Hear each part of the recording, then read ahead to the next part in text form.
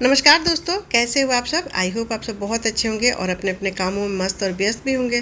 दोस्तों, ये है नाग चंपा का प्लांट और ये एक परमानेंट प्लांट है। गर्मियों में ये भर भर के फूल देता है। इसके जो फूल होते हैं दोस्तों, इस तरह से वाइट कलर के फूल आते हैं और बीच में देखिए येलो शेड होता है।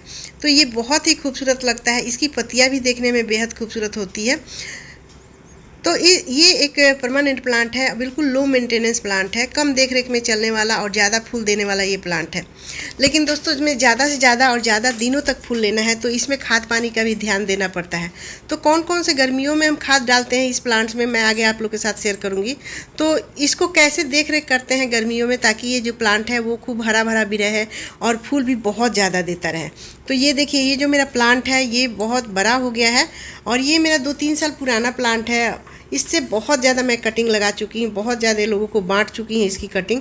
तो ये बहुत आसानी से इसकी कटिंग लगने वाला प्लांट है, बहुत आसानी से इसकी कटिंग लग जाती है।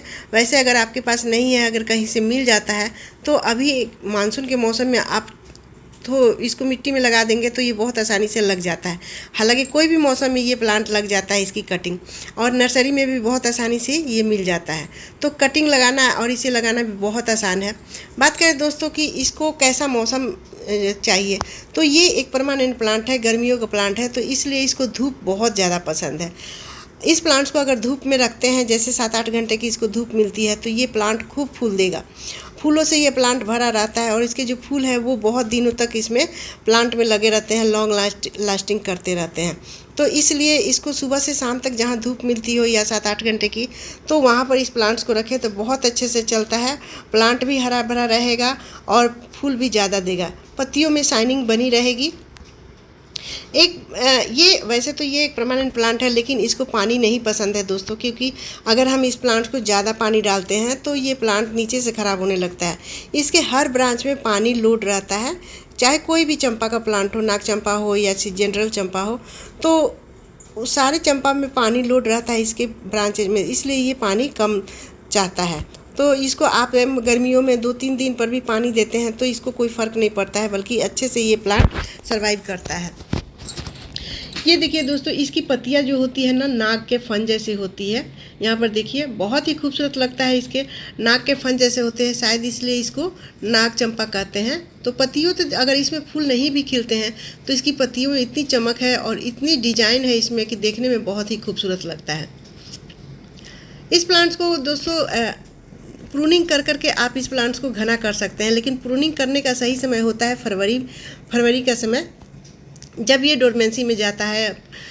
दिसंबर के बाद ये डोरमेंसी में 2 महीने चला जाता है, दिसंबर जनवरी, और उसके बाद से फरवरी में फिर से इसमें ग्रोथ शुरू हो जाती है। तो उस समय आप इसमें प्रूनिंग कर सकते हैं। प्रूनिंग करने के बाद इसमें नए नए से ब्रांच निकलना शुरू हो जाएंगे, इस तरह से दोस्तों देखिए। और ये जब नए नए ब्रांच निकलेंगे तो प्लांट भी घना होगा और वहाँ से ढेर सारे फूल खिलेंगे। तो जहाँ से कट कीजिएगा वहीं से 2-3 ब्रांच निकल आते हैं। देखिए, यहाँ से मैंने कट किया था तो यहाँ से 2 ब्रांच निकल आते हैं। तो इस तरह से जहाँ से भी प्रून कीजिएगा वहाँ से इस प्लांट्स में ब्रांचेज निकलना शुरू हो जाएगा और ये प्लांट बहुत घना हो जाता है। ये प्लांट की लंबाई बहुत ज़्यादा ऊपर हो जाती है, वैसे नीचे लैगी रहती है, ब्रांच मोटा होता जाएगा और ऊपर लैगी सा होता जाएगा, लेकिन टिप्स पर जाके इसके फूल बहुत खिलेंगे। और नीचे से अगर ब्रांचेज निकल रहे हैं तो प्लांट में पत्तियां हैं तो भी वो उसमें से फूल खिलता रहेगा। दोस्तों, नाग चंपा एक हार्डी परमानेंट प्लांट है, तो इसलिए मिट्टी भी इसकी वैसी ही बननी चाहिए, जैसे ना ज़्यादा हार्ड ना ज़्यादा सॉफ्ट। इस प्लांट्स को फूल देना पड़ता है दोस्तों, फूल प्रोड्यूस करना पड़ता है, तो इसलिए इसमें फर्टिलाइज़र वगैरह जब मिट्टी बनाते हैं तो बहुत अच्छे से मात्रा में डालना रहता है। तो मिट्टी जब बनाते हैं दोस्तों तो उस समय 1 भाग मिट्टी, 1 भाग गोबर की खाद और 1 भाग इसमें बॉन मिल और कोकोपीट या फिर रिवर सैंड मिला के इस तरह से मिट्टी बनाते हैं। गमले की बात करें दोस्तों, तो इस गमले का साइज मायने रखता है कि इस गमला चाहे मिट्टी का हो, चाहे सीमेंट का हो या फिर प्लास्टिक का हो, लेकिन गमले का साइज़ बड़ा होना चाहिए। 10 इंच के ऊपर आप ले सकते हैं, 12 इंच का, 14 इंच का। तो क्योंकि ये हार्डी परमानेंट प्लांट है, लंबा इसका ग्रोथ लंबाई जाता है, तो इसकी गमले का साइज़ भी बड़ा होना चाहिए। और इस प्लांट्स की गुड़ाई भी हमेशा करना पड़ता है दोस्तों, क्योंकि ये एक प्लांट ऐसा है कि इसमें बार बार पानी नहीं देना पड़ता है, तो मिट्टी भी हार्ड होती जाती है। तो इसलिए इसको सप्ताह में 1 दिन गुड़ाई ज़रूर करें। और गुड़ाई करने से इस प्लांट्स के रूट्स जो है ये छोटे छोटे रूट्स वो निकल जाते हैं, तो इसे बार बार रिपोर्ट नहीं करना पड़ेगा। तो गुड़ाई करना बहुत ज़रूरी है क्योंकि इसके रूट बहुत ज़्यादा नहीं फैलते हैं, इसलिए गुड़ाई अगर कर देते हैं तो इस तरह से छोटे छोटे जो रूट्स होते हैं वो निकाल के हटा देते हैं, तो ये प्लांट बहुत दिनों तक गमले में चलता रहता है। 3-4 साल में आप एक बार इसे रिपोर्ट कर सकते हैं। वैसे कटिंग से ही इसे ढेर सारे हम प्लांट बना लेते हैं। दोस्तों बात करें कि इस प्लांट्स में कौन सा फर्टिलाइज़र दें, वैसे तो बहुत कम मैं लिक्विड फर्टिलाइज़र इस प्लांट्स में देती हूँ। वैसे तो ये फूलों वाला प्लांट है तो लिक्विड फर्टिलाइज़र देना ही पड़ता है, लेकिन मैं इस प्लांट्स में लिक्विड फर्टिलाइज़र बहुत कम देती हूँ, ना के बराबर। जब भी देती हूँ तो सॉलिड फर्टिलाइज़र देती हूँ। तो सॉलिड फर्टिलाइज़र में गोबर की खाद देते हैं, और बहुत हुआ तो आप केले के छिलके का लिक्विड फर्टिलाइज़र बना के इसमें दे सकते हैं। तो आज दोस्तों मैं जो फर्टिलाइज़र डाल रही हूँ वो भी सॉलिड फर्टिलाइज़र है, और ये जब फर्टिलाइज़र एक बार डालते हैं तो आपको दोबारा फिर डालने की ज़रूरत नहीं पड़ती है। आप 2-3 महीने बाद ही इस प्लांट्स को फर्टिलाइज़र दे सकते हैं। तो ये सारे सॉलिड फर्टिलाइज़र है दोस्तों। देखिए यहाँ पर मैंने नीम खली लिया है, ये चाय पत्ती ली है, और ये बोन मील है, और यहाँ बर्मी कंपोस्ट है, ये फंगीसाइड।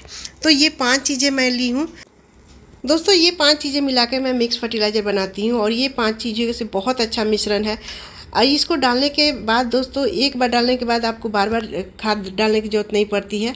2-3 महीने बाद ही इसमें खाद डाल सकते हैं। ये फर्टिलाइज़र मैं अपने चंपा के प्लांट में भी डालती हूँ, जो खुशबू वाले चंपा होते हैं। तो इसमें 5 चीज़ें हैं जो कि हमारे प्लांट्स को बहुत ज़्यादा हेल्दी रखती है, फूल देने की क्षमता बढ़ाती है, जितने भी न्यूट्रिशन की कमी होती है ये पूरा करता है 5 चीज़ें।